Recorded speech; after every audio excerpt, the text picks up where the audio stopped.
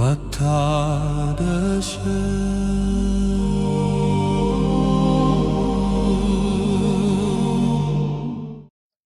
መሰረት ትንሽ ለውጥ እንዴት ትልቅ ለውጥን ያመጣል? ጥቂት ልማድ አስደናቂ ኃይል። የእንግሊዝ የብስክሌት ስፖርት እጣ ፈንታው የተቀየረው በ2003 በአንዲት ቀን ነበረ። በሀገር እንግሊዝ የሚደረገውን የብስክሌት ውድድር በበላይነት የሚመራው አካል ዴቭ ብሬስፎርድን አዲሱ ዳይሬክተር አድርጎ ሾመ። በዚያ ወቅት የሀገሪቱ የብስክሌት ዘርፍ በመካከለኛ ደረጃነት ወደ 100 የሚጠጉ ዓመታትን አሳልፏል። ከ1908 በኋላ እንግሊዝ ብስክሌተኞች በኦሎምፒክ ውድድር ማግኘት የቻሉት አንድ የወርቅ ሜዳሊያ ብቻ ነበር። በቱር ደ ፍራንስ ያመጡት ውጤት ደግሞ በጣም ዝቅተኛ ነው። በ110 ዓመት ውስጥ አንድም የእንግሊዝ ብስክሌተኛ ይህን ውድድር አሸንፎ አያውቅም። የዘርፉ ውጤታማነት መውደቁን ተከትሎ የብስክሌት አምራቾች ምርቶቻቸውን ለእንግሊዝ ብስክሌተኞች ለመሸጥ ፈቃደኛ እስካለመሆን ጭምር ደርሰው ነበር፣ ገበያቸው ላይ ተጽዕኖ እንዳይኖረው በመፍራት። በዚህ ሁኔታ ውስጥ ነበር ብሬስፎርድ ዘርፉን ለመቀየር የተቀጠረው። ብሬስፎርድን ከሱ በፊት ከነበሩት አሰልጣኞች ሁሉ የተለየ የሚያደርገው ነገር ቢኖር እሱ የጥቃቅን ትርፎች ድምር ያለውን ውጤት በደንብ የተረዳ ሰው ነበር። ይህም ለመስራት ከምንፈልገው ነገር ውስጥ ቀጭን የመሻሻያ ቦታን የመሻት ፍልስፍና ነው። ብሬስፎርድ እንዲህ ይላል፣ መርሁ ሙሉ በሙሉ የተወሰደው እያንዳንዱን የምታስበውን ነገር መሰባበር፣ ወደ ብስክሌት መንዳት መውሰድ እና እያንዳንዱን በ1% ማሻሻል ከቻልክ በኋላ ሁሉንም አንድ ላይ በማጣመር አስደናቂውን ውጤት ማምጣት ይቻላል ከሚለው ሀሳብ ነው። ብሬስፎርድ እና አሰልጣኙ ከአንድ ፕሮፌሽናል ቡድን የሚጠበቀውን አይነት ማሻሻያዎች አደረጉ። ብስክሌተኞቹ ለተወዳዳሪዎች በሚመች መልኩ እንደገና አሰሯቸው። ጎማዎችንም በአልኮል መቀባት በቀላሉ የሚሽከረከሩ እንዲሆኑ ለማድረግ ሞከሩ። ብስክሌተኞቹን በኤሌክትሪክ ኃይል የሚሞቅ ቁምጣ ተደራቢ እንዲለብሱ በማድረግ በሚነዱበት ሰዓት ተገቢውን የሰውነት የሙቀት መጠን እንዲኖራቸው ለማድረግ ሞከሩ። እንደነዚህ ያሉ በርካታ ቴክኒካዊ ማሻሻያዎች በማድረግ ስራቸውን ጀመሩ። በዚህም አላቆሙም። ብሬስፎርድ እና የቡድኑ አጋሮች በሌሎች ብዙም በማይታሰቡ ዘርፎች ላይ የ1% ማሻሻል እንዲመጣ መስራት ጀመሩ። በርካታ የማሳጅ ጄሎችን በመሞከር ጡንቻ ቶሎ እንዲያገግም የሚረዳው የትኛው ጄል እንደሆነ ለመለየት ሞከሩ። ባለሙያዎችን በመቅጠር ስፖርተኞቹ እንዴት ቢታጠቡ በብርድ የመመታት እድላቸው እንደሚቀንስ እንዲያሰለጥኗቸውም አደረጉ። ስፖርተኞቹ የተሻለ ንቃት ይዘው እንዲነሱ በምን አይነት ፍራሽ ላይ ምን አይነት ትራስ ተንተርሰው መተኛት እንዳለባቸውም ለዩ። በቡድናቸው መኪና ውስጥም ነጭ በመቀባት ተጫዋቾች የሚያዩትን አቧራ መጠኑ እንዲያንስ አደረጉ። እነዚህና ሌሎች በመቶዎች የሚቆጠሩ ማሻሻያዎች ተጠራቅመው የሚጠበቀውን ውጤት እጅግ በፈጠነ ጊዜ አመጡት። ብሬስፎርድ ከተቀጠረ በኋላ በ5 ዓመታት ውስጥ የእንግሊዝ የብስክሌት ቡድን ጎዳናዎች ተቆጣጠረ። የ2008ቱን የቤጂንግ ኦሎምፒክ የዘርፉን ውድድሮች በብዛት በማሸነፍ 60% የሚሆኑትን ሜዳሊያዎች ጠራርጎ ወሰደ። ከ4 ዓመታት በኋላ የኦሎምፒክ ውድድሩ ወደ ለንደን ሲመጣም የእንግሊዝ የብስክሌት ቡድን 9 ኦሎምፒክ እና 7 የዓለም ክብረ ወሰኖችን በመሰባበር በሜዳሊያዎች ተንበሸበሸ። በዚያው ዓመት ብራድስሌ ዊጊንስ ቱር ደ ፍራንስ ለማሸነፍ የመጀመሪያው እንግሊዛዊ ብስክሌተኛ ሆነ። በቀጣዩ ዓመት ደግሞ የቡድኑ ጓደኛው ክሪስ ፍሮም ይህንን ውድድር አሸነፈ። ቀጥሎም ይህ ጋላቢ ውድድሩ በ2015፣ በ2016 እና በ2017 አሸነፈ። በዚህም እንግሊዝ በ6 ዓመታት ውስጥ 5 ጊዜ ቱር ደ ፍራንስ አሸናፊ እንድትሆን አደረጋት። ከ2007 እስከ 2017 ባሉት 10 ዓመታት ውስጥ የእንግሊዝ ብስክሌተኞች 178 ውድድሮችን፣ 66 ኦሎምፒክና የፓራ ኦሎምፒክ ሜዳሊያዎችና 5 የቱር ደ ፍራንስ ውድድሮችን በማሸነፍ ዘርፉን ተቆጣጠሩት። ይህ አስደናቂ የዘርፉ ስኬት ተብሎ በስፋት ተጠቀሰ። ይህ እንዴት ሊሆን ቻለ? መካከለኛ አትሌቶች የነበረውን ቡድን እንዴት በጥቃቅን ለውጦች ብቻ እንዲህ አይነት ስኬት ላይ ሊወጣ ቻለ? ጥቃቅን መሻሻሎች ተጠራቅመው ትልቅ ልዩነት የሚፈጥሩት እንዴት ነው? ይህንን ስልት በህይወታችን ውስጥ መድገም የምንችለው እንዴት ነው? ትናንሽ ልማዶች ትልቅ ልዩነት ይፈጥራሉ። የአንድ ወሳኝ ቅጽበት ሚና ከፍ አድርጎ ማየትና በየቀኑ የሚደረጉ የጥቃቅን መሻሻሎች ሚና ዝቅ አድርጎ ማየት ቀላል ነው። ብዙውን ጊዜ ትልቅ ስኬት ትልቅ ተግባርን እንደሚፈልግ አድርገን ራሳችንን እናሳምነዋለን። ክብደት መቀነስም ይሁን ትልቅ ቢዝነስን መገንባት፣ መጽሐፍ መጻፍም ይሁን ውድድርን ማሸነፍ ወይም የትኛውንም ሌላ ግብ ለማሳካት ሁሉም ሰው የሚወራለት አይነት መሬት የሚያንቀጠቅጥ ትልቅ ነገር መስራት እንዳለብን በማመን ራሳችንን እናስጨንቃለን። ጥቃቅን ነገሮች በ1% ማሻሻል ግን የማንመኘው እና ለእይታም የማይገባ ነገር ነው። ይህኛው አይነት የመሻሻል መንገድ ግን ከፍተኛ ውጤት የማምጣት አቅም አለው። በተለይ በረዥም ጊዜ ትንሽ ለውጥ በጊዜ ሂደት የምታመጣው ልዩነት አስደናቂ ነው። ሂሳባዊ ስሌቱ ይህን ይመስላል። ለአንድ ዓመት ሙሉ በቀን 1% እየተሻሻልን ብንሄድ በዓመቱ መጨረሻ መጀመሪያ ከነበርንበት በ37% እንሻሻላለን። በተቃራኒው ደግሞ በቀን በ1% ወደ ታች እየሄድን ለአንድ ዓመት ከቆየን ወደ 0 አካባቢ እንደርሳለን። በጥቂት ጅማሮ የተጀመረች ቀጣይነት ያላት ትንሽ መሻሻል ተጠራቅማ ታሪክ ትሰራለች። በየቀኑ 1% መሻሻል። በቀን 1% እየቀነስን ለአንድ ዓመት መቆየት 0.99 0.03 ይሆናል ውጤቱ። በቀን 1% እያሻሻሉ ለአንድ ዓመት መቆየት 1.01 37.78 ይሆናል ውጤቱ። ልማዶች ራስን የማሻሻል ድርብርብ ወለዶች ናቸው። ልክ ገንዘብ በድርብርብ ወለድ ራሱን በሚያበዛበት መጠን የልማዶች ውጤትን በደጋገምናቸው መጠን ይባዛል። በየቀኑ ተነጥለው ሲታዩ የሚፈጥሩት ለውጥ በጣም ጥቂት መስሎ ቢታይም በወራት ወይም በዓመታት ቆይታ የሚያመጡት ለውጥ ግን አስደናቂ ነው። የመልካም ልማዶች ጠቀሜታዎችና የመጥፎ ልማዶች ጉዳቶች ግልጽ ብለው የሚታዩት ከ5 ወይም ከ10 ዓመታት በኋላ ወደ ኋላ ዞር ብለን ስንመለከታቸው መሆኑን ልብ ይላል። ይህን ነገር በየቀኑ ህይወታችንን አንጥረን ለማየት ከባድ ነገር ሊሆን ይችላል። በዚህም የተነሳ እነዚህን አይነት ለውጦች መተውና መናቅ ይቀናናል። ዛሬ ላይ ጥቂት ገንዘብ መቆጠብ ብትችል አሁኑንም ሚሊዮነር አትሆንም። ለ3 ተከታታይ ቀናት ጂም ብትሰራ በአካል ቅርጽህ ላይ ምንም ለውጥ አይታይም። ዛሬ ምሽት ፈረንሳይኛ ቋንቋን ለ3 ሰዓት ብታጠና የቋንቋው ተናጋሪ አትሆንም። ጥቃቅን ለውጦች ለማምጣት እንሞክራለን። የለውጡን ውጤት ቶሎ ማየት ስለማንችል ግን ወደ ቀደመ ነገራችን እንመለሳለን። መጥፎው ነገር ደግሞ ይህ የለውጡ ውጤት የሚታይበት ፍጥነት እጅግ ዘገምተኛ መሆኑ ለመጥፎ ልማዶች እንድንመቻች የሚያደርገን መሆኑ ነው። ዛሬ ምሽት ቤተሰቦችን ተወት አድርገህ ስራ ላይ ብታሳልፍ ይረዱሃል። ስራህን የምትጨርስበት ሰዓት ለነገ ብለህ ብታሳድረው ለዚህ የሚሆን ጊዜ ነገ ላይ አይጠፋም።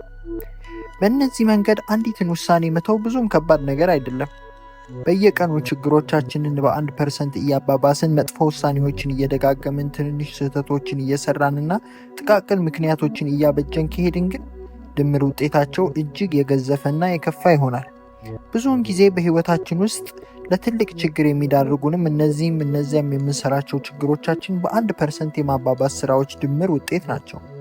በልማዶቻችን ላይ በምናመጣቸው ጥቃቅን ለውጦች የምናመጣው ጠቅላላ ውጤት የአውሮፕላን በረራ መስመር በጣም በትንሽ ዲግሪ በመቀየር እንደሚያመጣው ለውጥ ያለ ለውጥ ነው። ለምሳሌ ከሎስ አንጀለስ ወደ ኒውዮርክ እየበረርክ ነው እንበል። ከላክስ አየር ማረፊያ የተነሳውን አውሮፕላን ፓይለቱ በ3.5 ዲግሪ ወደ ደቡብ ቢቀይረው መዳረሻ የሚሆነው ኒውዮርክ ሳይሆን ዋሽንግተን ዲሲ ነው። እንዲህ አይነት ትንሽ ለውጥ ስትነሳ አካባቢህ አይታወቅም። የአውሮፕላኑ አፍንጫም አቅጣጫውን የሚቀይረው በጣም በትንሽ ጫማዎች ነው።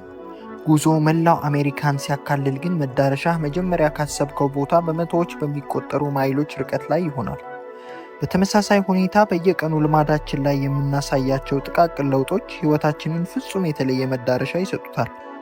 በ1% የተሻለ ወይም በ1% የወረደ ውሳኔን መስጠት ትርጉም ሊኖረው የሚችል ለውጥ አይመስለንም። በጊዜ ሂደት ግን አሁን አንተ በሆንከው እና አንተ ትሆን በነበረው ማንነት መካከል ያለውን ልዩነት የሚፈጥሩት እነዚህ ጥቃቅን ልዩነቶች ናቸው። ስኬት በየቀኑ ልማዶች ድምር ውጤት ነው። ወሳኙ ነገር ልማዶች ወደ ስኬት የሚወስዱ ናቸው ወይስ አይደሉም የሚለው ነው። ስለሆነም አብዝተህ መጨነቅ ያለብህ ዛሬ ላይ ስላመጣኸው ውጤት ሳይሆን የዛሬው ጉዞ አቅጣጫ ላይ ነው። የወጪ አወጣጥ ልማድህን ካልተቀየረ ጥሩ ነገር አትጠብቅ። በተቃራኒው ዛሬ ላይ ድሃ ብትሆንም ሽርፍራፊ ሳንቲሞችን የምትቆጥብ ከሆነ ግን ወደ ፋይናንስ ነፃነት የሚወስደው መንገድ ላይ ነህ። ከምታስበው በላይ በዝግታ ብትጓዝም ውጤቶችህ የልማዶች ቀሪ መለኪያዎች ናቸው። ያለህ ገንዘብ የፋይናንስ አጠቃቀምህ ውጤት ነው። እውቀትህም የመማር ልማድህ ቀሪ መለኪያ ነው። በሕይወት ውስጥ ያሉት ምስቅልቅሎችም ነገሮችን የማጽዳት ልማዶችህ ድምር ውጤት ነው። የምታገኘው የምትደጋግመውን ነው። የሕይወትህን መዳረሻ ለመገመት ከፈለግ ማድረግ ያለብህ ነገር ቢኖር የምታገኛቸውንና የምታጣቸውን ጥቃቅን ለውጦች ተከትለህ ማየትና ይህ የለውጥ መስመር በ20 በ30 ዓመታት የት እንደሚደርስ መረዳት ነው። የወር ወጪህ ከገቢህ ያነሰ ነው። በየሳምንቱ የአካል ብቃት እንቅስቃሴ ትሰራለህ? በየቀኑ አዳዲስ ነገሮችን ታውቃለህ? መጽሐፍ በጥቂቱም ቢሆን ታነባለህ? የወደፊት ህይወትህን ሙሉ በሙሉ የሚወስኑት እነዚህ ያሉ ጥቃቅን የጦር ግንባሮች ናቸው። ጊዜ በውድቀትና በስኬት መካከል ያለውን ልዩነት ያሰላል። ጊዜ የሚያደርገው ነገር ቢኖር የምትሰጠውን ነገር ማባዛት ነው። ጥሩ ልማዶች ጊዜን አጋርህ ሲያደርጉት፣ መጥፎ ልማዶች ግን ጠላትህ ያደርጉታል። ልማዶች በሁለቱም በኩል የተሳሉ ሰይፎች ናቸው። መልካም ልማዶች ሲስሉህና ሲያሳድጉህ፣ መጥፎ ልማዶች ደግሞ ቆራርጠው ሊጥሉህ የሚችሉበት እድል በዚያው መጠን ነው። ለዚህም ነው ዝርዝሩን መረዳት ጠቃሚ የሚሆነው። ልማዶች እንዴት እንደሚሰሩና እንዴት ወደ ውጤት እንደሚወስዱህ ማድረግ እንደምትችል መማር አለብህ። በዚህ መንገድ የሰይፉን ቆራጭ ስለት የማስወገድ እድል ታገኛለህ። ልማዶች በሚጠቅሙህ መልኩ ሊደራረቡልህ ወይም በሚጎዱህ መልኩ ሊደራረቡብህ ይችላሉ። አወንታዊ ድርርቦሽ፣ የምርታማነት ድርርቦሽ። አንዲት ተጨማሪ ነገር መፈጸም በአንዲት ቀን ላይ የምትገነዘብ ጥቂት ከፍታ ናት። በህይወት ዘመን በጠቅላላ ሲሆን ግን ድምሯ ብዙ ነው። የቆየ ተግባርን በዘመናዊ መንገድ መስራት ወይም አዲስ ክህሎትን መቻል ደግሞ የበለጠ ውጤት የሚያስገኝ ነገር ነው። ያለ ማሰብ መስራት የምትችላቸው ነገሮች እየበዙ በሄዱ ቁጥር አእምሮህ በሌሎች ዘርፎች ላይ የሚያተኩርበትን ነፃነት እየጨመረ ይሄዳል። የእውቀት ድርርቦሽ። አንድን አዲስ ነገር መማር አዋቂ አያደርግም። በህይወት ዘመን ሙሉ የሚያደርግህ የመማር ሥራ ግን አሻጋሪ ነው።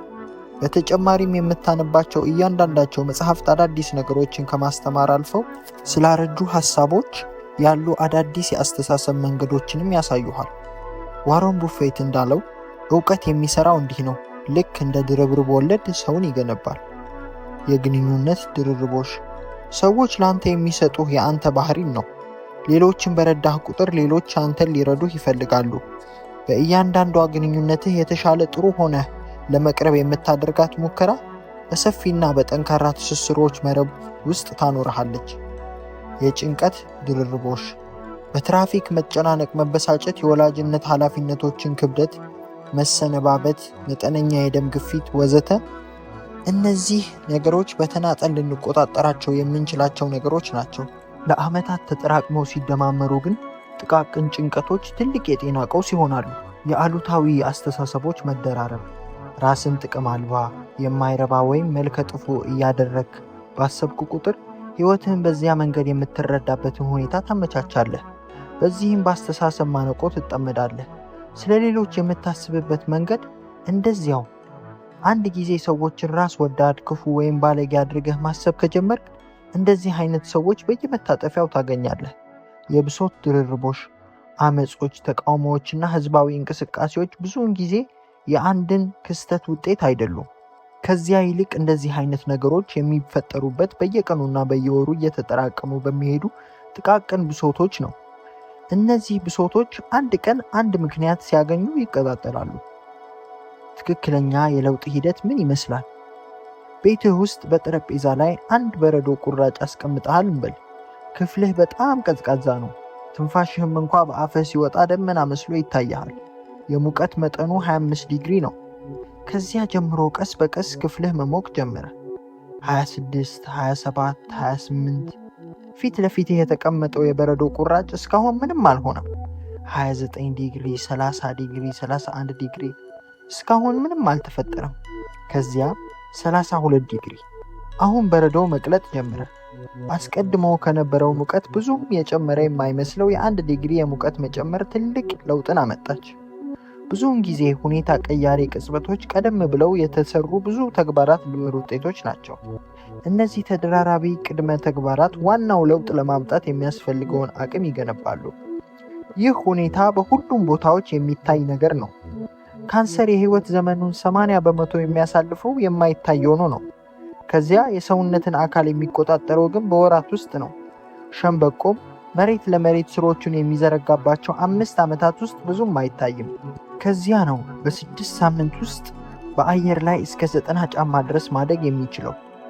በተመሳሳይ ሁኔታ ልማዶችም የሆነ ወሳኝ ምዕራፍን አልፈን አዲስ ሁኔታ ውስጥ ገብተን እስክንገኝ ድረስ ምንም ለውጥ የሚፈጥሩ አይመስሉንም። በየትኛውም ሁኔታ የመጀመሪያና መካከለኛ ዘመን ውስጥ ብዙውን ጊዜ የመከፋት ሸለቆ ይኖራል። ለውጥ ለማምጣት ስትነሳ የእድገት ደረጃዎችን የማይቆራረጥና ወጥ በሆነ መልኩ ማየት እንደምትችል ታስባለህ፣ ግን አይታይም። የመጀመሪያዎቹ ቀናት፣ ሳምንታትና ምናልባትም ወራት አካባቢ ለውጥህ የማይመጣ መስሎ መታየቱ በጣም የሚያበሳጭ ነው። የትም የምትሄድ መስሎ አይሰማህም። ይህ የየትኛውም የድርብርቦሽ ድል መገለጫ ባህሪ ነው። ሁልጊዜም ትላልቅ ውጤቶች የሚመጡት ዘግይተው ነው። ዘላቂነት ያላቸውን ልማዶች መገንባት ከባድ የሚያደርጉት መሰረታዊ ምክንያቶች መካከል አንደኛው ይህ ነው። ሰዎች ትናንሽ ለውጦችን ለማምጣት ይሞክሩና ውጤቱ ግን አልታይ ይላቸዋል። ከዚያም ለማቆም ይወስናሉ። ለአንድ ወር ያህል በየቀኑ እየሮጥኩ እና ለምንድነው ሰውነቴ ላይ ለውጥ ያላየሁት ብለህ ልታስብ ትችላለህ። እንደዚህ አይነት አስተሳሰብ አንድን ጊዜ ከተቆጣጠረህ ጥሩ ልማዶች እየተውክ ለመሄድ ትመቻቻለህ። ትርጉም ያለው ለውጥ ለማሳየት ግን ልማዶችህ ለረጅም ጊዜ ማቆየትና ጉብታውን ለማለፍ የሚያስችላቸው አቅም ማጠራቀም አለባቸው። እኔም የተዳፈነ ችሎታ ጉብታ የምለው ይህንን ነው። ጥሩ ልማድ ለመገንባት ወይም መጥፎ ልማድ ለመተው ስትታገል ራስህን ብታገኘው የመሻሻል አቅም አጥተህ እንዳይመስልህ። ይልቁንም እንደዚህ የሚሆነው ገና የተዳፈነው ችሎታህ ጉብታ ስላላለፍክ ብቻ ነው። ጠንክሬ ብሰራም ውጤት አላመጣሁም አይነት አቤቱታ በረዶው ለምን በ26 በ27 ወይም በ28 ዲግሪ አልቀለጠም ብሎ ቅሬታ እንደማቅረብ ያለ ድካም ነው። ድካም አልባከንም፣ እየተጠራቀመ ነው እንጂ። ሁሉም ድካሞች ተደምረው 32 ዲግሪ ላይ ውጤት ማሳየት ይጀምራሉ። በስተመጨረሻ እምቅ ችሎታ ጉብታህን ስታልፍ ሰዎች ስኬትህን በአንድ ቀን ስኬት ብለው ይጠሩታል። የውጭው ዓለም ሁሉንም የለውጥ ደረጃዎች አያዩም። ሰዎች ማየት የሚችሉት ድራማዊ የሆነውን የለውጥ ፍሬ መገለጫ ብቻ ነው። አንተ ግን ለዚህ ያበቁህ ምንም ለውጥ እያሳየህ በማይመስል ሰዓት ሁሉ የሰራሃቸው ጠንካራ ስራዎች መሆናቸውን ታውቃለህ። በአንድ ነገር ላይ ለመንገስ ትዕግስት የግድ አስፈላጊ ነገር ነው። ከውጤታማዎቹ የኤንቢኤ ቡድኖች መካከል ተጠቃሽ የሆነው ሳን አንቶኒ ስፐርስ ማህበራዊ ቀራጺው ከጃኮብ ራስ ወስዶ በተጫዋቾቹ ሎከር ላይ የሰቀለው አንድ ጥቅስ አለ። ጥቅሱ እንዲህ ይላል: ሁሉ ነገር ምንም ለውጥ የማያመጣ በሚመስል ጊዜ ሄጄ የማየው አንድ ድንጋይ ፈላጭ አለ። ይህ ፈላጭ ድንጋዩን በድንጋይ በመፍለጫው 100 ጊዜ ይመታዋል።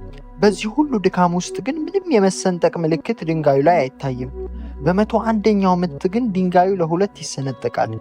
እኔ ግን ድንጋዩን የሰነጠቀችው 101ኛዋ ምት ብቻዋን ሳትሆን 101ዱ ምቶች በአጠቃላይ ተደምረው እንደሆነ አውቃለሁ።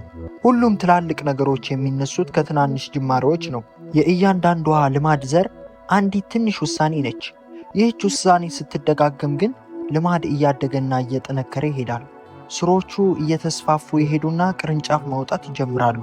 የእምቅ ችሎታ ጉብታን አልፎ ለመሄድና በሌላው ጎን ለመገኘት የሚያስችለን የጥንካሬ ትግል ቆይታ የሚወስነው ምንድን ነው? አንዳንድ ሰዎች የመልካም ልማድን ድርርቦች ትርፍ ሲያጣጥሙ፣ አንዳንዶች ግን የመጥፎ ልማዶችን ምርኮኛ ሆነው የሚቀሩትስ ለምንድን ነው? ግቦችህን እርሳና በሂደቱ ላይ አተኩር።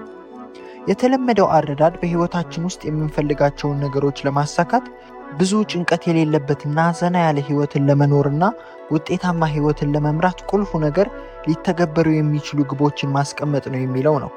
እኔም ለብዙ ዓመታት ልማዶችን የምቃኝበት መንገድ ይህ ነበር። እያንዳንዳቸው ሊደረስባቸው የሚችሉ ግቦች ናቸው። ለምሳሌ በትምህርት ቤት ውስጥ ማምጣት ስላለብኝ ውጤት ግብ አስቀምጣለሁ። በቢዝነስ ውስጥም ላገኘው ስለምፈልገው ትርፍ፣ በጂም ቤት ላነሳው ስለምፈልገው ክብደት ወዘተም እንደዚያው። በተወሰኑት ውጤታማ መሆን ብችልም በአብዛኞቹ ግን አልተሳካልኝም። በሂደት ያገኘሁት ውጤት መሆኑን ካስቀመጥኩት ግብ ጋር ያለው ግንኙነት ውስን መሆኑን ተረዳሁ። ከዚያ ይልቅ ያመጣኋቸውን ውጤቶች ጨምሮ ሁሉንም ነገሮች ቀጥተኛ ግንኙነት ያላቸው ከሂደቱ ጋር እንደሆነ አወቅኩ። በስርዓታዊ ሂደትና በግቦች መካከል ያለው ልዩነት ምንድን ነው? ይህንን ልዩነት ለመጀመሪያ ጊዜ የተማርኩት ከዳልበርት ኮሚክ ጀርባ ያለው ካርቶኒክ ስኮት አዳምስ ነው። ግቦች ልታሳካቸው የምትፈልጋቸው ውጤቶች ናቸው። ስርዓታዊ ሂደቱ ግን ወደ እነዚህ ውጤቶች የሚመራህ ሂደት ነው።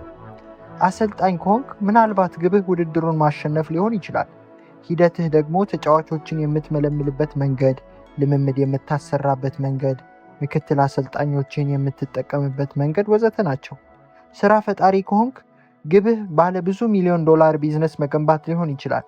የምርት ሐሳቦች የምትፈትንበት መንገድ፣ ሰራተኞችን የምትቀርጽበት መንገድ፣ የማርኬቲንግ ስራውን የምትመራበት መንገድ ወዘተ ደግሞ የሂደቱ አካል ይሆናሉ። ሙዚቀኛ ከሆንክ ደግሞ ግብህ አዲስ ሙዚቃ መስራት ሊሆን ይችላል። የምትሰራቸው ልምምዶች ብዛት፣ አስተያየቶችና ምክሮችን ተቀብለህ የምትተገብርበት ሁኔታ ወዘተ ግን ሂደቶቹ ናቸው። አንድ ጥያቄ ደግሞ እናንሳ። ግቦችህን ሙሉ በሙሉ በመተው ሂደቱ ላይ ብቻ ብታተኩር ውጤታማ መሆን ትችላለህ?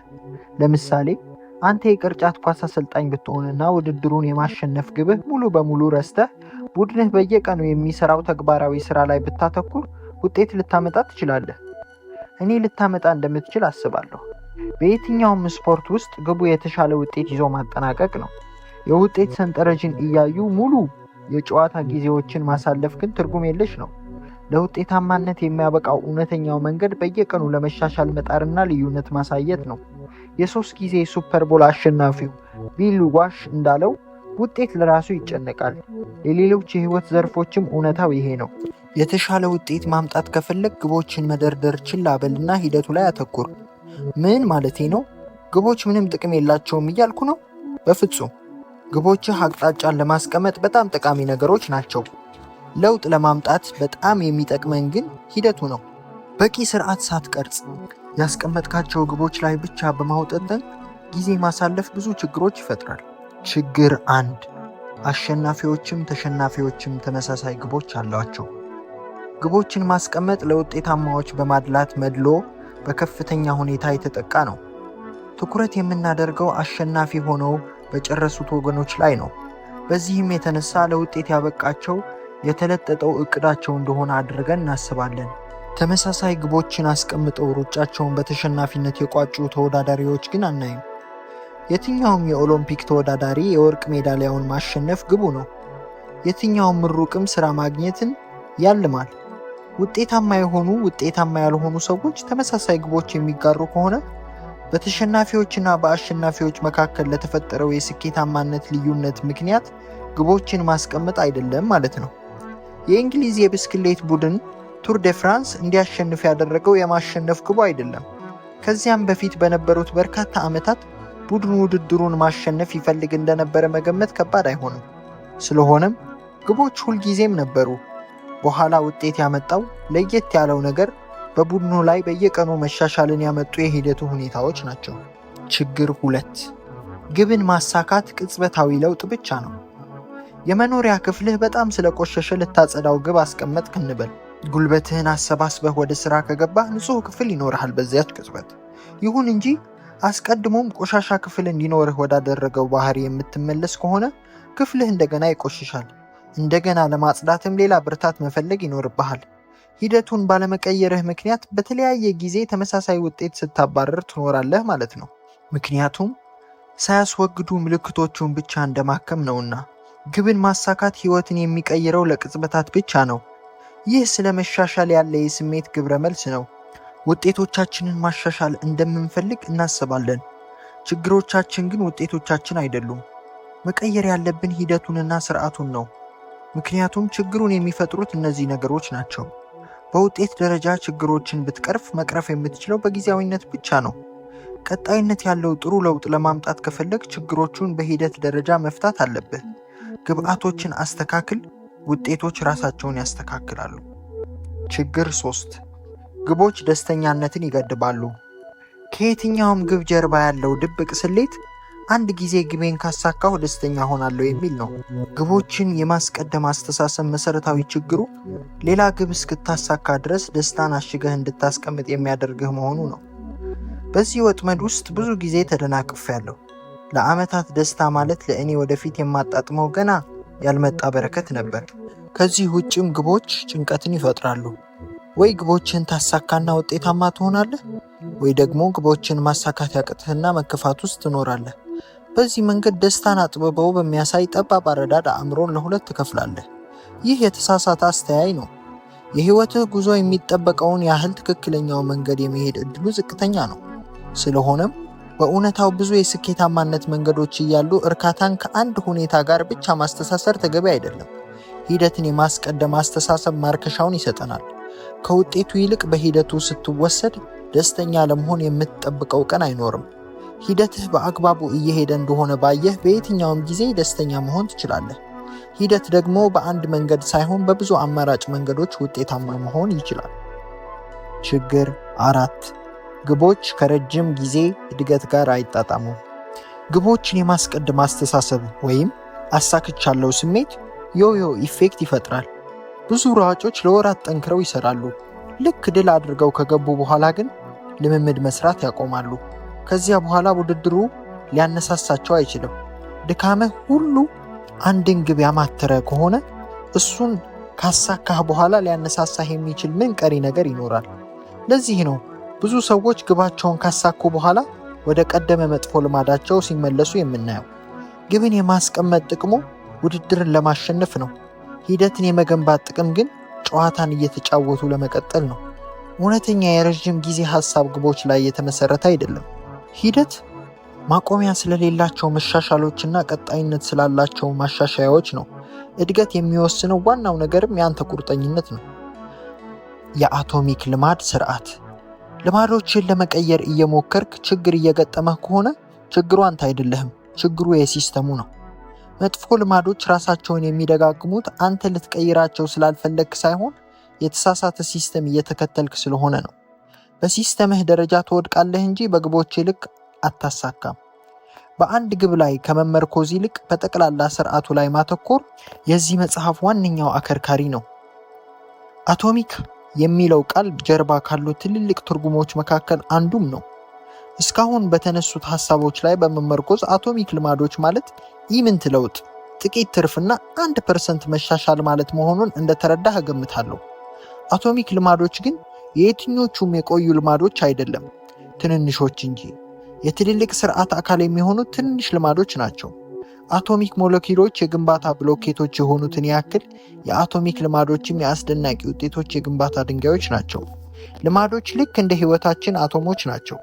እያንዳንዳቸውም ለጠቅላላ መሻሻላችን የራሳቸውን አስተዋጽኦ የሚያበረክቱ ጥቃቅን ክፍሎች ወይም ዩኒትስ ናቸው። በመጀመሪያ እይታ እነዚህ ጥቃቅን ድግግሞሾች ብዙም ለውጥ የሚፈጥሩ አይመስሉም። በሂደት ግን እያንዳንዳቸው በእያንዳንዳቸው ላይ የተደራረቡ የሄዱና ሲደመሩ ካስፈለግኩት ዋጋ በላይ የሚሆን ከፍተኛ ውጤትን ያመጣሉ። ትናንሽ ነገር ግን ተአምር ፈጣሪዎች ናቸው። አቶሚክ ልማዶች የሚለው ሐረግ ትርጉም ይህ ነው። ትልቅ ለውጥን ማምጣት የሚችሉ ጥቃቅን መሻሻሎች ጥምረት። ማጠቃለያ፣ ልማዶች ራስን የማሻሻል ድርብርብ ወለዶች ናቸው። በቀን 1% መሻሻል በረጅም ጊዜ ከፍተኛ ውጤትን ያመጣል። ልማዶች በሁለቱም በኩል የተሳሉ ሰይፎች ናቸው። ሊሰሩልህ ወይም ሊሰሩብህ ይችላሉ።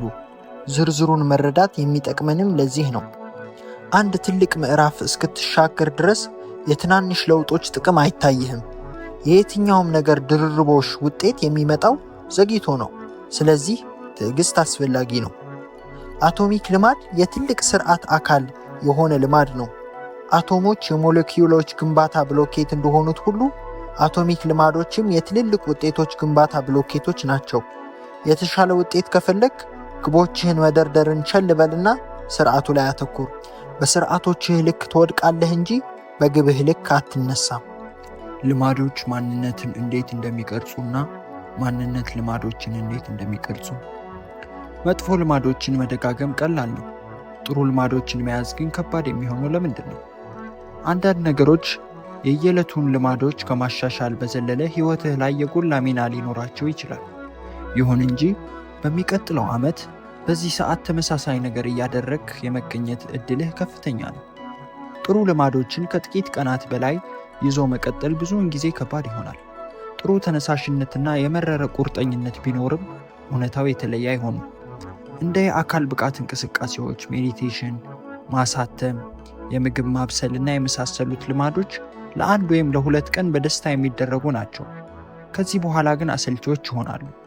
ልማዶቻችን አንድ ጊዜ ከተተከሉ ግን ለዘላለም የሚኖሩ ይመስላሉ። በተለይ የማንፈልጋቸው ልማዶች ደግሞ በዚህ የተካኑ ናቸው። ምን ያህል ጥረት ብናደርግ ዛሬ ነገ እንደማለት፣ ረጅም ሰዓት ቴሌቪዥን ላይ እንደመቀመጥ፣ እንደማጨስና የመሳሰሉት ልማዶች ፈጽሞ የማይገረሰሱ ይመስላሉ። ልማዶችን መቀየር በሁለት ምክንያት ከባድ ነው። 1. የመረጥነው የተሳሳተውን ነገር ለመቀየር ነው። 2. ልማዶችን ለመቀየር የምንጥረው በተሳሳተ መንገድ ነው። በዚህ ምዕራፍ የመጀመሪያውን ነጥብ አነሳለሁ። በቀጣይ ምዕራፍ ደግሞ ሁለተኛውን ነጥብ እናነሳለን።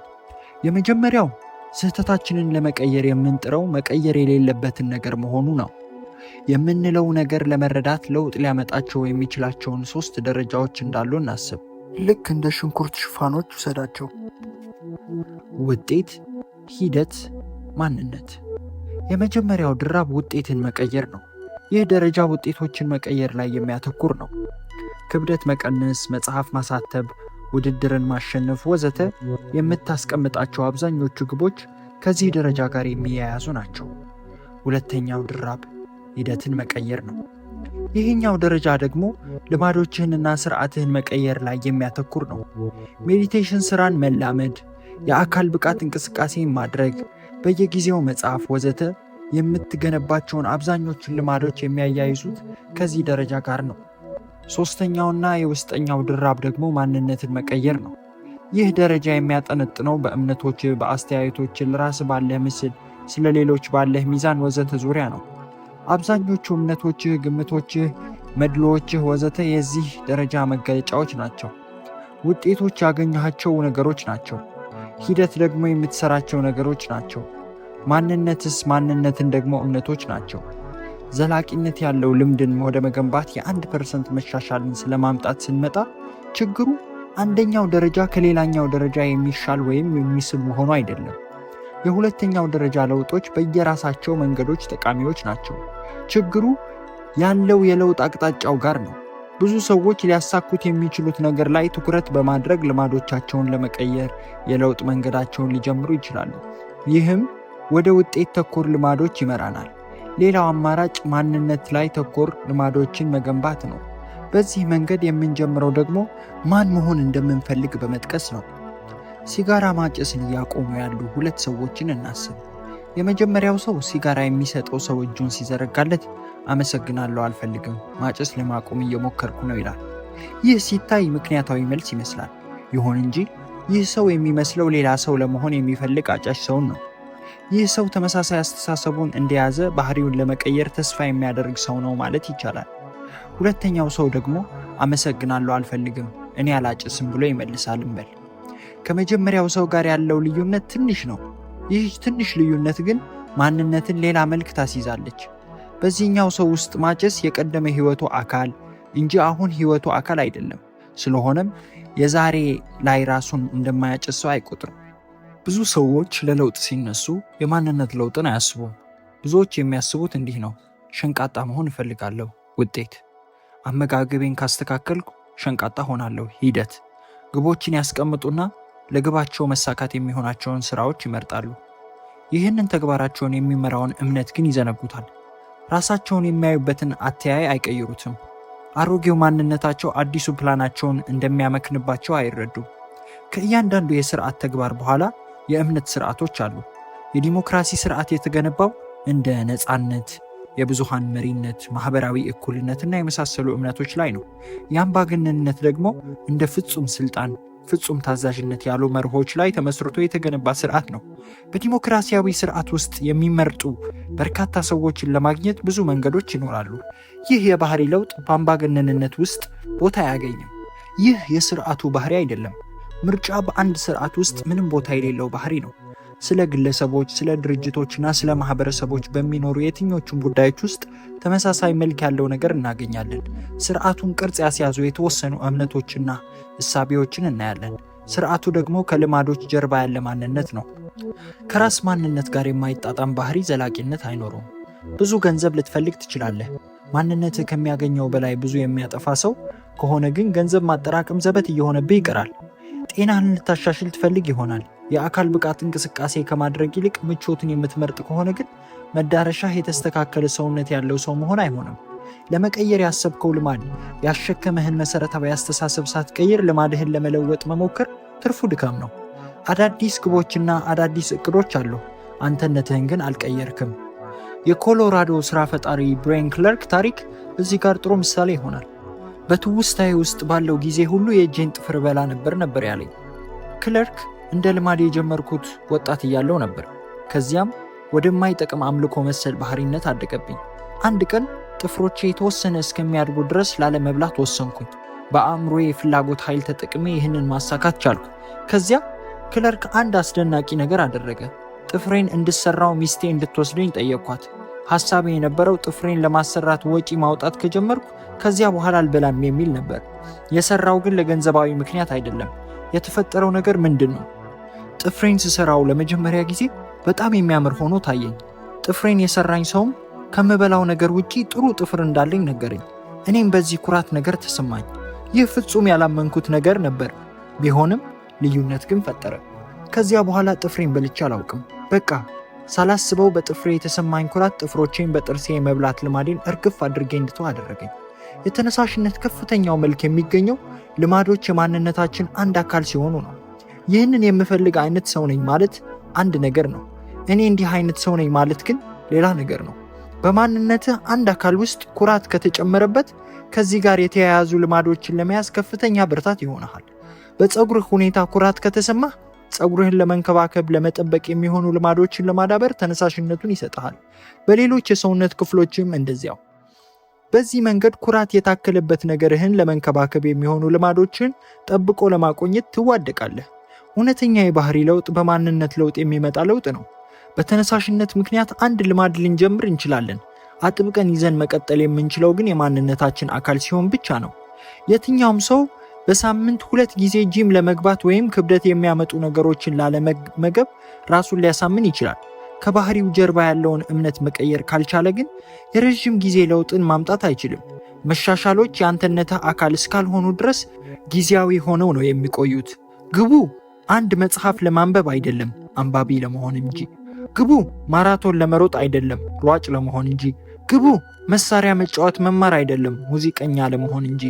ባህሪያትህ ብዙውን ጊዜ ማንነትህን በብዛት የሚያንጸባርቅባቸው ናቸው። የምታደርጋቸው ነገሮች በሙሉ ምን አይነት ሰው እንደሆንክ የምታምንበት እምነት ነጸብራቆች ናቸው። ይህ በንቃትም ይሁን ያለ ንቃት የምናሳያቸው ነገሮች ናቸው። ጥናቶች እንዳረጋገጡት አንድ ሰው አንድ ጊዜ በአንዱ ማንነቱ ካመነ በዚያው እምነት ቅኝት ውስጥ ሆኖ ነው የሚያደርጋቸውን ነገሮች ሁሉ የሚያደርጋቸው። ለምሳሌ መራጭነት ማንነታቸው የሆነላቸውና መራጭ ተብለው የሚታወቁ ሰዎች መምረጥ ከሚፈልጉ ሰዎች የበለጠ በሚገባ ይመርጣሉ። በተመሳሳይ ሁኔታ የአካል ብቃት እንቅስቃሴ ለማድረግ ራሳቸውን ማሳመን አይጠበቅባቸውም። ትክክለኛውን ነገር ማድረግ ቀላል ነው። ከሁሉ በላይ ደግሞ ማንነትህና ባህሪያትህ ሙሉ በሙሉ የተሳሰሩ ከሆኑ የባህሪ ለውጥ ለማምጣት መጣር አይጠበቅብህም። ልክ መሆን እንደምትፈልገው ሰው አይነት ተግባራት ማድረግ ብቻ በቂ ይሆናል። ልክ እንደ ሌሎቹ የልማድ መገለጫዎች ሁሉ ይህኛው የልማዶችህ ባህሪም በሁለቱ በኩል የተሳለ ሰይፍ ነው። በተገቢው መንገድ ከሆነ የማንነትህ ለውጥ ራስህን ለማሻሻል ይጠቅማል። በተቃራኒው ከሆነ ደግሞ የማንነትህ ለውጥ ርግማን ሊሆንብህ ይችላል። አንድ የሆነ ማንነትህን አንድ ጊዜ ከገባ ለሱ ያለህ ታማኝነት የመለወጥ አቅምህን እንዲሞርደው ማድረግ ትችላለህ። ብዙ ሰዎች በህይወት መንገድ የሚጓዙት አእምሮአዊ እንቅልፍ ውስጥ ሆነው ከማንነታቸው ጋር የተያያዙ ልማዶችን በመከተል ነው። ለምሳሌ አቅጣጫ መጠቆም አይሳካልኝም፣ የማለዳ ሰው አይደለሁም፣ ሰዎችን ስሞች ማስታወስ አይሆንልኝም፣ ሁልጊዜ አረፍዳለሁ፣ ከቴክኖሎጂ ጋር ብዙ ጥሩ አይደለሁም፣ እኔና ሂሳብ ትምህርት አንተዋወቅምና 1001 እንዲህ አይነት ነገሮች። አንድ ታሪክ ለዓመታት እየደጋገምክ ለራስህ ስትነግረው ወደ አእምሮህ ይገባና እንደ እውነት ሆኖ ይቀመጣል። በጊዜ ሂደትም አንዳንድ ነገሮች እኔነቴ ጋር አይጣጣምም በማለት እምቢ ማለት ትጀምራለህ።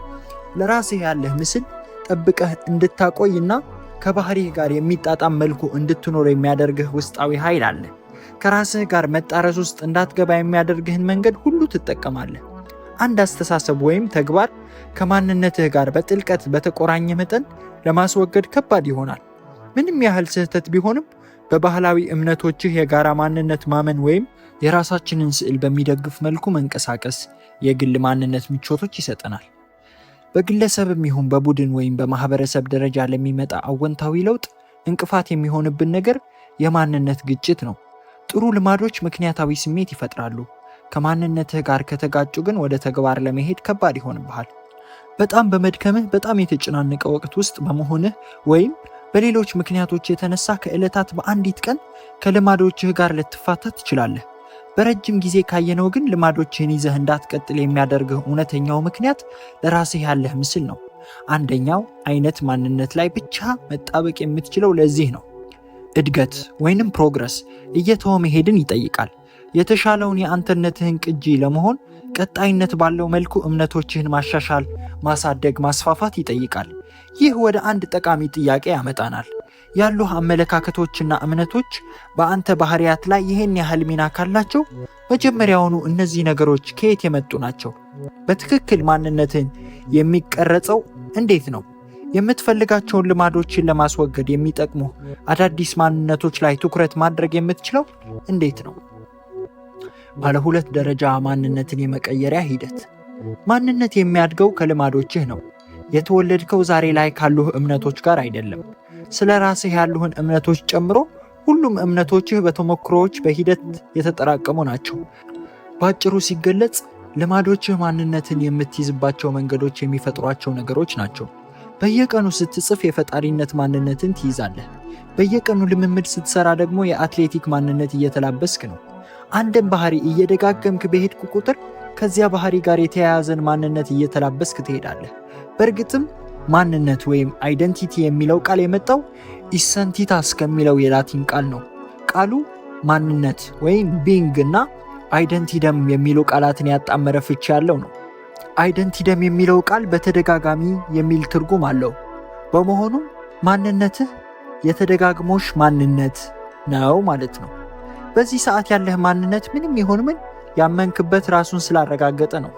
ለ20 ዓመት በየሳምንቱ እሁድ ቤተ ክርስቲያን ከሄድክ ሃይማኖታዊ ሰው ለመሆንህ ማስረጃ አለህ። በየቀኑ ለ1 ሰዓት ያህል ባዮሎጂ የምታጠና ከሆነ የሚያጠና ሰው ለመሆንህ ማስረጃ አለህ። ሳታቋርጥ ጂም የምትሄድ ከሆነ ለአካል ብቃት ቁርጠኛ ለመሆንህ ማስረጃ አለህ። ለአንድ እምነት ያሉህ ማስረጃዎች እየበዙ በሄዱ ቁጥር በዚያ ነገር ላይ ጠንካራ እምነት የመያዝ ዕድልህ እየጨመረ ይሄዳል። በአብዛኞቹ የመጀመሪያ ዘመኖቼ ራሴን እንደ ጸሐፊ አይቼ አላውቅም። የትኞቹም የሁለተኛ ደረጃ ትምህርት ቤት ወይም የኮሌጅ መምህሮችን ብትጠይቅ ቢበዛ መካከለኛ ጸሐፊ በሆን እንጂ የተዋጣለት ጸሐፊ እንደማልሆን ይነግሩሃል።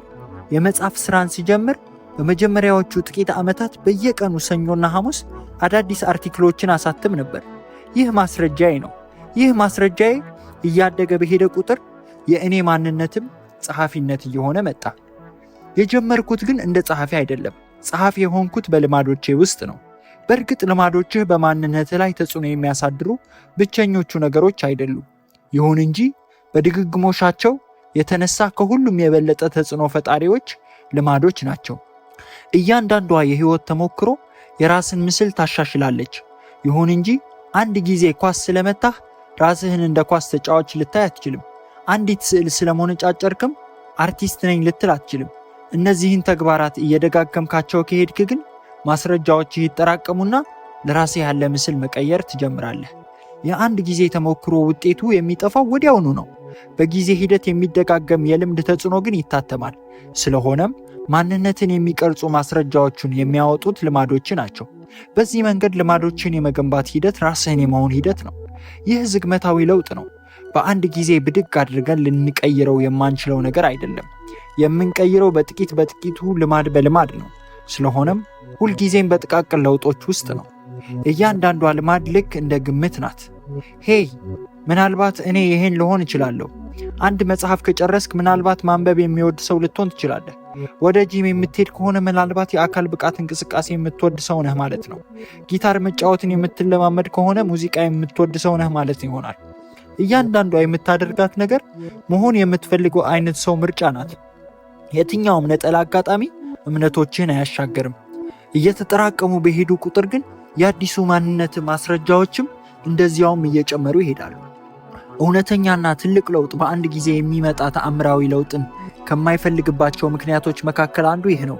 ጥቃቅን ልማዶች የአዲሱን ማንነት ማስረጃዎች በማቅረብ ትርጉም ያለው ለውጥን ያመጣሉ። ለውጥ ደግሞ የምርም ትርጉም ያለው ከሆነ ትልቅ ለውጥ ነው ማለት ነው። ይህ ትናንሽ መሻሻሎችን ማሳየት ተቃርኖ ነው። ይህን ሁሉ በአንድ ላይ አድርገን ስናየው ልማዶች ማንነትን የመቀየሪያ መንገዶች ናቸው የሚለውን እውነት እናገኛለን። አንተነትህን የመቀየሪያ የተሻለው ተግባራዊ መንገድ የምትሰራቸውን ነገሮች መቀየር ነው። አንድ ገጽ በጻፍክ ቁጥር ጸሐፊ ነህ። ቫዮሊን በተለማመድክ ቁጥር ሙዚቀኛ ነህ። ልምምድክ ባደረግክ ቁጥር አትሌት ነህ። ሰራተኛ ባነቃቃህ ቁጥር መሪ ነህ።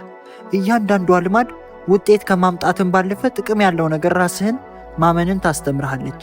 እነዚህን ነገሮች ማሳካት እችላለሁ ማለት ነው የሚል እምነት እያደረብህ ይመጣል። ምርጫዎችህ እያደጉ ማስረጃዎችህም እየተቀየሩ ሲመጡ ለራስህ የምትነግረው ታሪክም እየተቀየረ ይመጣል። በእርግጥ ከዚህ በተቃራኒው መንገድም ሊሰራ ይችላል። መጥፎ ልማድን ለማድረግ በመረጥክ ቁጥር ሁሉ በዚያው መንገድ ማንነትን ትመርጣለህ። መልካሙ ዜና ፍጹም መሆን የማይጠበቅብህ መሆኑ ነው። በትክክለኛው ምርጫ ውስጥ አንድን እጩ መምረጥም አለመምረጥም አለ። ምርጫን ለማሸነፍ ሙሉ ድምፅ ማግኘት አይጠበቅብህም። አብላጫ ድምፅ ማግኘት በቂ ነው። ስለሆነም አንዳንድ ምርጫዎችን ለመጥፎ ባህሪ ወይም ጥሩ ላልሆነ ልማድ ብትሰጥ ምንም ማለት አይደለም። ዋናው ነገር አብዛኛውን ጊዜ ማሸነፍህ ነው። አዳዲስ ማንነቶች አዳዲስ ማስረጃዎችን ይፈልጋሉ።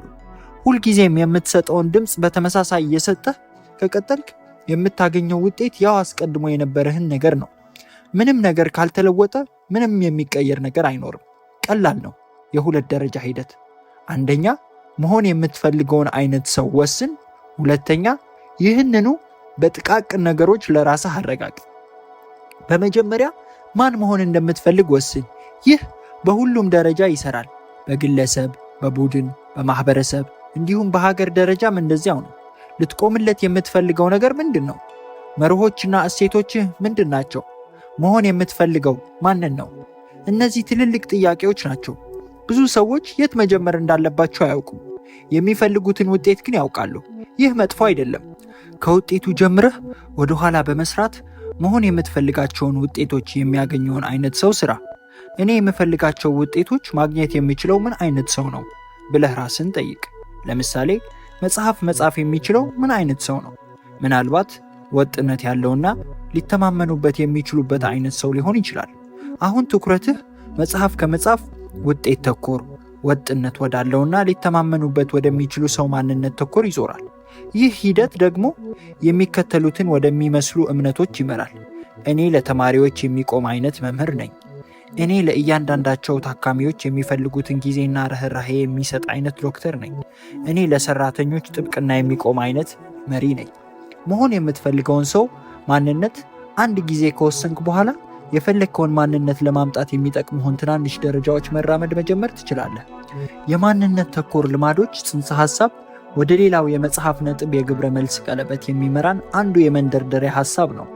ልማዶችህ ማንነትን ይቀርጻሉ፣ ማንነትም ልማዶችን ይቀርጻሉ። መንገዱ በሁሉም አቅጣጫ የሚያስኬድ ነው። የሁሉም ልማዶች ምስረታ የግብረ መልስ ቀለበት ነው። ይህ በቀጣዩ ምዕራፍ እንመለከተዋለን።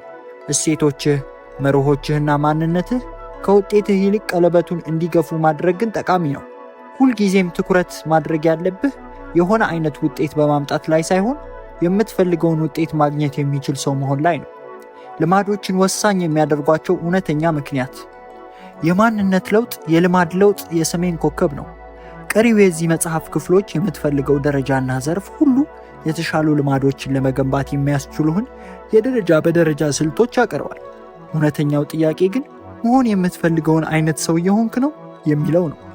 የመጀመሪያው ደረጃ ምን ወይም እንዴት የሚለው ሳይሆን ማ የሚለው ነው። በመጀመሪያ ማንን መሆን እንደምትፈልግ ማወቅ አለብህ። እንደዚህ ካልሆነ ግን የለውጥ ፍላጎትህ አቅጣጫ መቆጣጠሪያ በማይታወቅ ጀልባ የምትጓዝ ነው የምትሆነው። ማ ከሚለው የምንጀምረውም ለዚህ ነው። ስለ ራስ ያሉ እምነቶች የመቀየር አቅም አለ። ማንነት የተገነባው በድንጋይ ላይ አይደለም። በየደቂቃው ልታሻሽለው የመምረጥ ነፃነቱ አለ። ዛሬ የምትመርጣቸው ልማዶች የዛሬውንና የነገውን ማንነትን መምረጥ ትችላለህ። ይህም የመጽሐፉ ጥልቅ መልእክት ወደ ሆነው የልማዶችን እውነተኛ ተጽዕኖ ወደምናይበት ክፍል ያመጣናል። የተሻሉ ልማዶችን መገንባት ማለት በየቀኑ የህይወትን አሰልቺ ነገሮች ለመበተን መታገል አይደለም። ጥሩ ልማዶችን ማዳበር ማለት በየቀኑ ጥርስ መፋቅ፣ በየጠዋቱ ሻወር መውሰድ ወይም በየቀኑ አንድ አይነት ያለባበስ ስታይል መከተል ማለት አይደለም። ገንዘብ እንደ ማግኘት፣ ክብደት እንደ መቀነስና ጭንቀትን እንደ መቀነስ ያሉ የስኬትን ውጫዊ መለኪያዎችን ማሳካት ማለትም አይደለም። ልማዶች እነዚህን ሁሉ ነገሮች ለማሳካት ሊጠቅሙህ ይችላሉ። ይሁን እንጂ የልማዶች መሰረታዊ ሐሳብ የሆነው ሰው መሆን እንጂ የሆነ ነገር ማግኘት አይደለም። በጠቅላላው ሲታይ የምትፈልገውን ሰው እንድትሆን ይረዱሃልና ልማዶች በጣም ጠቃሚ ነገሮች ናቸው። ልማዶች መሆን የምትፈልገውን ሰው ለመሆን የምታልፍባቸው መንገዶች ናቸው። በአጭሩ አንተ የምትሆነው ልማዶችን ነው። ማጠቃለያ 3 የለውጥ ደረጃዎች አሉ። የውጤት ለውጥ፣ የሂደት ለውጥ እና የማንነት ለውጥ። ልማዶችን ለመቀየር የተሻለውና ውጤታማው መንገድ ማሳካት የምትፈልገው ነገር ላይ ሳይሆን መሆን የምትፈልገው ሰው አይነት ላይ ማተኮር ነው። ማንነትህ የሚያድገው ከልማዶችህ ነው። እያንዳንዷ የምታደርጋት ነገር ለምትሆነው ሰው የምርጫ ድምፅ ናት። የአንተን የተሻለውን ቅጅ መሆን ቀጣይነት ባለው መልኩ ራስህን ማሻሻል፣ ማስፋፋትና ማሳደግን ይጠይቃል።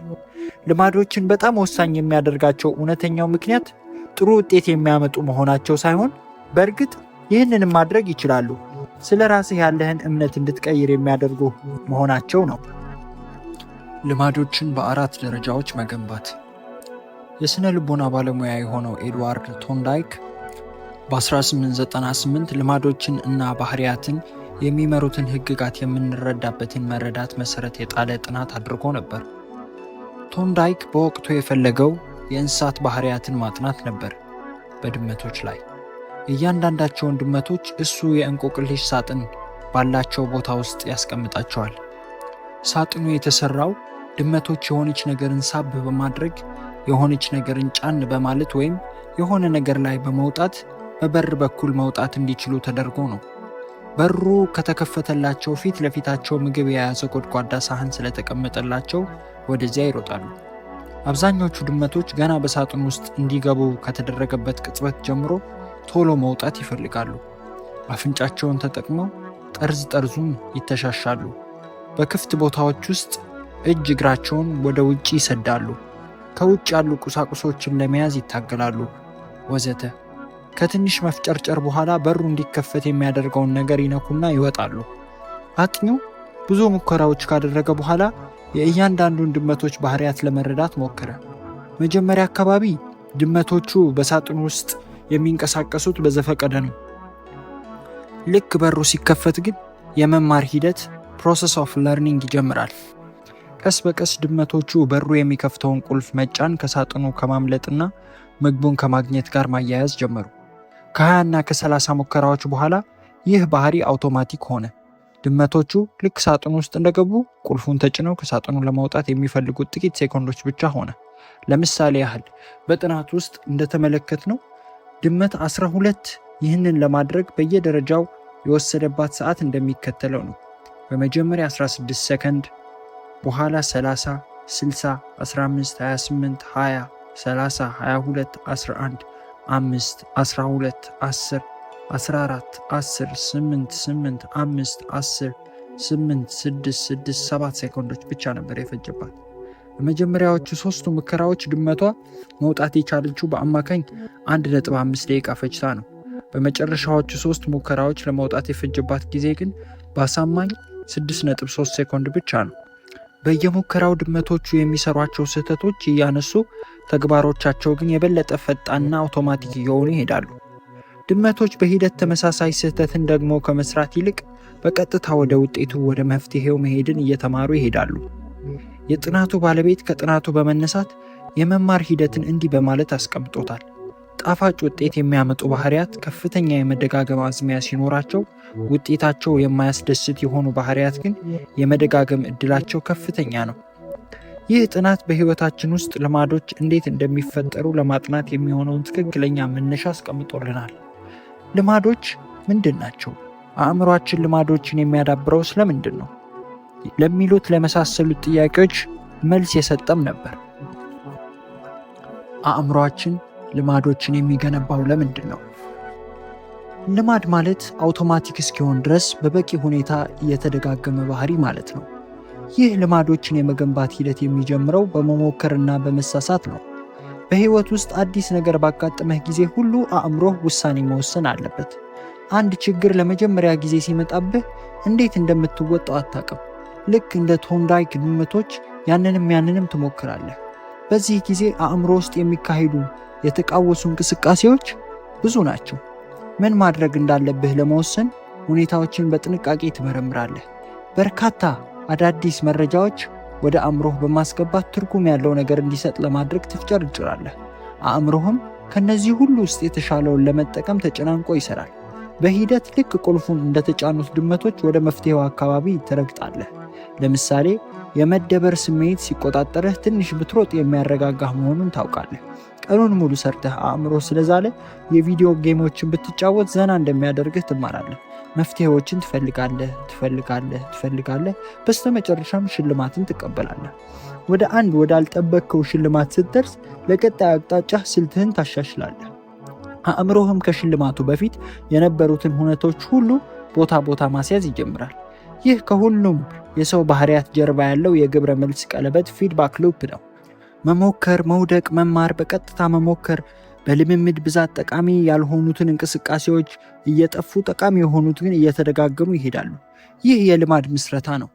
በተደጋጋሚ ችግር ባጋጠመህ ጊዜ ሁሉ አእምሮህ የመፍቻውን ሂደት አውቶሜት እያደረገ ይሄዳል። በመሆኑም ልማዶች በተደጋጋሚ የምትጋፈጣቸው ጭንቀቶችና ችግሮች አውቶማቲክ መፍትሄ ጥርቅሞች ናቸው። የሥነ ባህሪ ሳይንቲስቱ ጆንሰን ሬይሃ እንዳለው ልማዶች በአካባቢያችን ውስጥ በተደጋጋሚ የሚያጋጥሙን ችግሮች የምንፈታባቸው ቀላልና አስተማማኝ መፍትሄዎች ናቸው። ልማዶች እየተፈጠሩ በሄዱ ቁጥር በአእምሯችን ውስጥ የሚካሄዱት እንቅስቃሴዎች እየቀነሱ ይሄዳሉ። ውጤታማ የሚያደርገውን ነገር ምልክት የሚሰጠን ነገር ላይ ማተኮርን እንማራለን። በቀጣይ ተመሳሳይ ችግር ሲገጥምህ ምን ማድረግ እንዳለብህ ስለምታውቅ በቀጥታ ወደዚያ ትሄዳለህ። ነገሩን ከብዙ አቅጣጫ እያዩ መተንተን አያስፈልግም። ስለሆነም አእምሮህ የመሞከር መሳሳት ሂደቱን ያልፈውና በቀጥታ የአእምሮ ሕግ ያስቀምጣል። ይህ ከሆነ ያ ነው የሚል ይህ አእምሮህ ላይ የሚታተም ሕግ ለሁኔታዎች የሚስማማ በሆነ ጊዜ ሁሉ የምንጠቀመው ሆኖ ይቀመጣል። አሁን ጭንቀት በተሰማህ ቁጥር መሮጥ እንዳለብህ ሕግ አለ። ልክ ከስራ ተመልሰህ ወደ ቤት እንደመጣህ የቪዲዮ ጌሞችን ትከፍታለህ። የሆነ ወቅት ላይ ብዙ ጥረት ይፈልግ የነበረ ምርጫ አሁን ግን አውቶማቲክ ነው። ልምድ ገንብቷል። ልምዶች በተሞክሮዎች የምንማራቸው አእምሮአዊ አቋራጭ መንገዶች ሜንታል ሾርትከት ናቸው። ማለትም ልምዶች ባለፈው ጊዜ በገጠሙን ችግሮች የፈታህባቸው መፍትሄዎች፣ ሂደቶች፣ ትውስታዎች ናቸው። ሁኔታዎች እየሰሩ በሄዱ ቁጥር እያጠራቀምን እንሄድና ሌሎች ተመሳሳይ ችግሮች እንጠቀማቸዋለን። አእምሯችን እነዚህን ያለፉ ሂደቶች የሚያስታውስበት ዋነኛ ምክንያት ወደፊት ለሚመጡ ችግሮች የተሻሉ መፍትሄዎች የሚሆኑ ነገሮችን ለመገመት ነው። ልማዶች ማዳበር በጣም ጠቃሚ ነው። ምክንያቱም አእምሮ የአንጎል የጠርሙስ አንገት ነው። በአንድ ጊዜ ትኩረት መስጠት የሚችለው ለአንድ ችግር ወይም ለአንድ ጉዳይ ብቻ ነው። በዚህም የተነሳ አእምሮ ሁል ጊዜ በጣም አስፈላጊውን ነገር ለመስራት እንደተጠመደ ነው። የሚቻል በሆነ ጊዜ ሁሉ ንቁ አእምሯችን ነገሮችን ንቁ ወዳልሆነው አእምሯችን ክፍል በመላክ አውቶማቲክ በሆነ ሁኔታ እንዲሰራ ማድረግን ይወዳል። ልማዶች ሲመሰረቱ የሚሆነው ነገር ይህ ነው። ልማዶች መጨናነቅን መቀነስ፣ የአእምሯችን አቅም ከፍ እያለ እንዲሆን ያደርጋሉ። በዚህም አእምሯችን ለሌላ ነገር ትኩረት እንዲሰጥ ነፃነትን ይሰጡታል። ልማዶች አእምሮን ነፃ በማድረግ የሚሰጡት ጥቅም እንዳለ ሆኖ አንዳንድ ሰዎች ግን ጠቃሚነታቸውን ይጠይቃል። ሐሳባቸው ልማዶች ሕይወትን ለዛ ቢስ አያደርጉም የሚል ነው። እኔ በማልወደው የሕይወት መንገድ ውስጥ ራሴን ማስቀመጥ አልፈልግም እና እንደዚህ አይነት ድግግሞሽ የሕይወት አዲስነትና ነዛሪነት አያጠፉም። ጥያቄያቸው ይህ ነው። በፍጹም እንደዚህ አይነት ጥያቄዎች የተሳሳተ ክፍፍሎች ያመጣሉ። ልማዶችን በመገንባትና ነፃነትን በመላበስ መካከል የመምረጥ ግዴታ እንዲኖርብህ ያደርጋሉ። በእውነታው ግን ሁለቱም አብረው ተስማምተው መሄድ የሚችሉ ነገሮች ናቸው። ልማዶች ነፃነትን አይገድቡም፣ የፈጠሩትም እነሱ ናቸው። እንዲያውም ልማዶች በወጉ ያልተገሩ ሰዎች የሚኖሯቸው ነፃነት ውስን ነው። ጥሩ የፋይናንስ ነክ ልማዶች ከሌሉ ሕይወትህ ትግል ትሆንብሃለች። ጥሩ የጤና ልማዶች ከሌሉ ነፃ ሆነህ መኖር አትችልም። ያለ ጥሩ ትምህርት ነክ ልማዶች ሁልጊዜ ከኋላ ትሆናለህ። ሁልጊዜም ጥቃቅን ነገሮች ላይ እንድትወስን የምትገደድ ከሆነ ለነፃነት የሚኖርህ ጊዜ ጥቂት ይሆናል። ለማሰብና ለፈጠራ የሚሆን አእምሮ ስፍራ መፍጠር የምትችለው አንዳንድ የሕይወት መሰረታዊ ነገሮች ቀላል በማድረግ ነው። ከዚያ በተቃራኒው ልማዶቻችን በተገቢ ሁኔታ ካዳበርክና ችግሮችን በዚያ መንገድ መፍታት ከቻልክ አእምሮህ በቀጣይ የሚመጡትን አዳዲስ ችግሮች ለመጋፈጥ ነፃ ይሆናል። ዛሬ ላይ ልማዶችን መገንባት ወደፊት ማድረግ የምታስበውን በስፋት እንድታደርግ ይረዳሃል። ልማዶች የሚሰሩት ሳይንስ። ልማዶች የመገንባት ሂደት በ4 ደረጃዎች መክፈል ይቻላል። ምልክት፣ ፍላጎት፣ ተግባርና ውጤት። ሂደቱን ወደ እነዚህ 4 ደረጃዎች መቆራረጥ ልማድ ማለት ምን ማለት እንደሆነና እንዴት እንደሚሰራ እንዲሁም እንዴት ልማዶችን ማሻሻል እንደሚቻል ለመረዳት መንገዱን ቀለል ያደርገዋል። እነዚህ 4 ደረጃዎች የሁሉም ልማዶች ጀርባ አጥንቶች ናቸው። አእምሯችን ሁልጊዜም በእነዚሁ ደረጃዎችና በዚሁ ቅደም ተከተል ውስጥ ያልፋል። መጀመሪያ ምልክት ወይም ፍንጭ አለ። ይህ ምልክት አእምሮህ የሆነ አይነት ባህሪ እንዲያነሳሳ ይለኩሰዋል። ምልክት ውጤቱን የሚጠቁም ጥቂት መረጃ ነው። አያት ቅድመ አያቶቻችን እንደ ምግብ፣ ውሃና ወሲብ ያሉ ተቀዳሚ ሽልማቶች ያሉበት ቦታ ለሚጠቁሙ ምልክቶች ትኩረት ያደርጉ ነበር። እኛ ግን ዛሬ ትኩረታችንን የምናደርገው እንደ ዝና፣ ገንዘብ፣ ክብር፣ ስልጣን፣ ፍቅር፣ ጓደኝነት የመሳሰሉት ሁለተኛ ደረጃ ሽልማቶችን የሚገኙበትን በሚጠቁም ምልክቶች ላይ ነው። በእርግጥ እንደዚህ አይነት ሽልማቶች የሁሉም ነገር መነሻ የሚሆነውን የመራባትና በህይወት የመቀጠል ፍላጎት በተዘዋዋሪነትም ቢሆን ይደግፋሉ። አእምሯችን ያለንባቸውን ውጫዊና ውስጣዊ ሁኔታዎች በቀጣይነት በመተንተን ሽልማቱን የት እንደሚገኝ ፍንጭ ለማግኘት ይጥራል። ምልክት ይህንን ፍንጭ የሚሰጠው የመጀመሪያ ጠቋሚ በመሆኑ ምክንያት በተፈጥሮ ወደ ከፍተኛ ፍላጎት ወይም ጉጉት የመምራት አቅም አለው። ጉጉት ወይም ፍላጎት ሁለተኛው ደረጃ ነው። ይህ ከልማዶች ሁሉ ጀርባ ያለ አነሳሽ ኃይል ነው። ያለ አንዳች ፍላጎት ተነሳሽነት ወደ ተግባር የምንገባበት ምንም ምክንያት የለም። የምትጓጓው ራሱ ልማዱ አይደለም፣ ልማዱ የሚያመጣውን ለውጥ እንጂ። ሲጋራ ማጨስን አትጓጓም። የምትጓጓው ሲጋራ በማጨስ የምታገኘውን ከጭንቀት የመላቀቅ ደስ የሚል ስሜትን ነው። ጥርስን መፋቅም አያጓጓም፣ ንጹሕ አፍና ጥርስ ባለቤት መሆንን እንጂ። ቴሌቪዥን መክፈት በጉጉት አትጠባበቅም፣ መዝናናትን እንጂ። እያንዳንዷን ጉጉት ውስጣዊ ሁኔታን ለመቀየር ካለ ፍላጎት ጋር የተሳሰረች ናት። ይህ በዝርዝር የምናየው በጣም ጠቃሚ ነጥብ ነው። ጉጉት ወይም ፍላጎት ከሰው ሰው ይለያያል።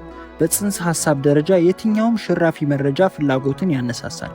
በተግባር ግን ሁሉም ሰው በተመሳሳይ ምልክት አይነሳሳም። ለቁማርተኛ የካርታ ፕወዛ ድምፅ የፍላጎት ማዕበልን የሚያንጠለጥልበት ምልክት ሊሆን ይችላል። ለሌሎች ግን ምንም ነው።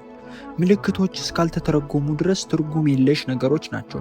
ምልክቶች ወደ ፍላጎት የሚያሸጋግራቸው የተመልካቹ ስሜቶች፣ አስተሳሰቦችና ሁኔታዎች ናቸው። ሶስተኛው ደረጃ ተግባር ወይም ምላሽ ነው። ተግባር ባለቤቱ የሚያደርጋቸው ተጨባጭ ልማዶች ናቸው። እንደየሁኔታው የተግባር ወይም የሐሳብ መልክ ሊኖራቸው ይችላል። ተግባር የመኖሩ ጉዳይ የሚወሰነው በተነሳሳህበት መጠንና ከባህሪው ጋር በሚኖረው የፍትጊያ መጠን ነው። አንድ ተግባር አንተ ማድረግ የምትችለው በላይ የሆነ አካልና የአእምሮ ጥረት የሚጠይቅ ከሆነ ትተወዋለህ። ሌላው ግብረ መልስህ ወይም ተግባርህ የሚወሰንበት ነገር ችሎታህ ነው። ቀላል ይመስላል። ልማዱ የሚመጣው ግን የፈለግከውን ነገር ማድረግ የምትችል ከሆነ ብቻ ነው። የቅርጫት ኳስ ተጫዋች መሆን ብትፈልግ በበቂ ሁኔታ መዝለል የማትችል ከሆነ እድለኛ አይደለም። በስተመጨረሻም የተግባር ግብረ መልሱ ውጤት ወይም ሽልማት ያመጣል።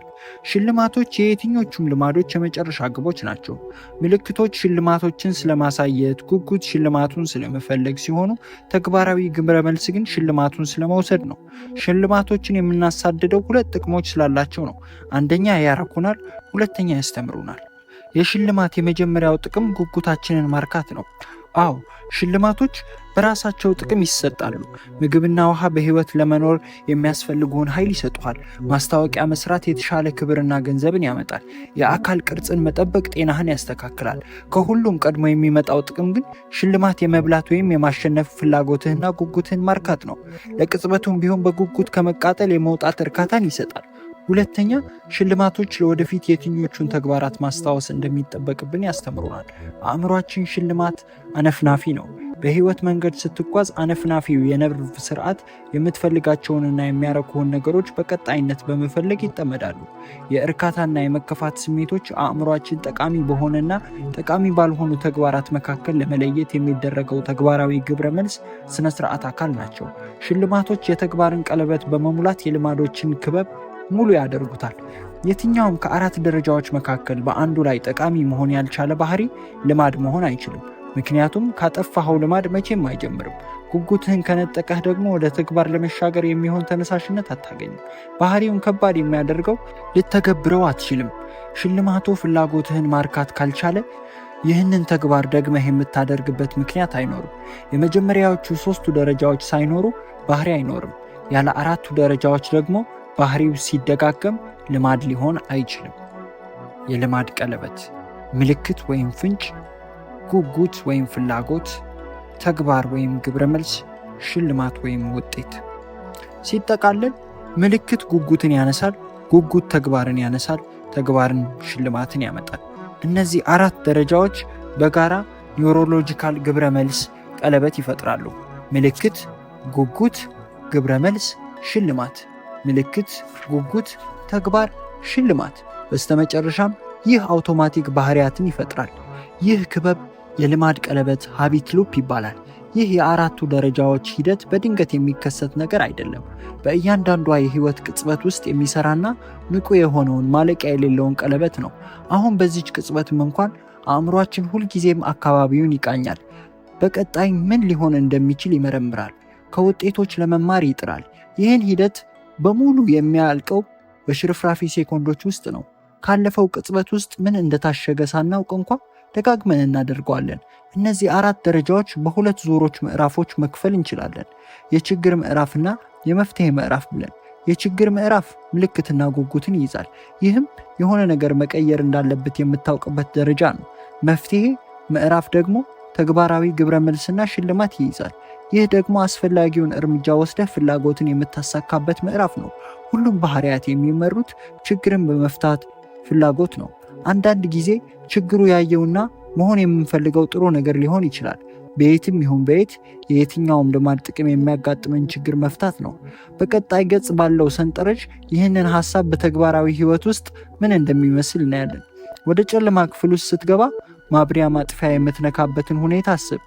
ይህንን ተግባር በጣም ብዙ ጊዜ ያደረግከው በመሆኑ ምክንያት ሀሳቡ የሚመጣልህ ምንም ሳታስብበት ነው። በዚህ ሂደት አራቱም ደረጃዎች የምትጨርሰው ከ1 ሴኮንድ ባነሰ ጊዜ ውስጥ ነው። ወደ ተግባር የመሄድ ፍላጎቱ የሚመጣልህ ያለማሰብም ጭምር ነውና። ምሳሌ 1 የችግር ምዕራፍ። ምልክት፣ ስልክህ የጽሑፍ መልእክት ድምፅ አሰማች። ጉጉት፣ የመልእክቱን ይዘት ለማወቅ ትጓጓለህ። የመፍትሄ ምዕራፍ። ተግባራዊ ግብረ መልስ፣ ስልክህን ከፍተህ ትገባለህ። ሽልማት፣ መልእክቱን የማንበብ ጉጉትህን ታረካለህ።